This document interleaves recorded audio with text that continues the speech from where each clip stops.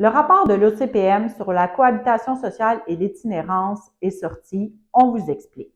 Il y a 1 an, la Ville de Montréal a lancé une consultation sur cette thématique et elle a mandaté l'Office de consultation publique de Montréal, qui est une instance indépendante, pour mener la consultation. Médecins du Monde a participé à cette consultation aux côtés de plusieurs autres organismes et citoyens. Il y a 22 recommandations qui sont sorties du rapport. On a beaucoup vu dans les médias toute la question de la suspension des démantèlements, auxquels on est évidemment favorable, mais il y a plusieurs autres recommandations. Adapter les services pour les personnes en situation d'itinérance qui sont autochtones et aussi les femmes en situation d'itinérance.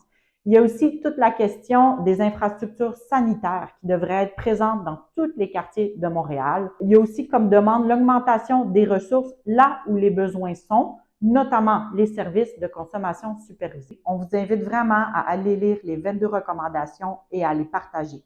On vous invite aussi à interpeller vos élus. Appelez-les, écrivez-leur, demandez-leur des engagements. Le rapport est clair, les recommandations sont claires, les solutions, on les connaît.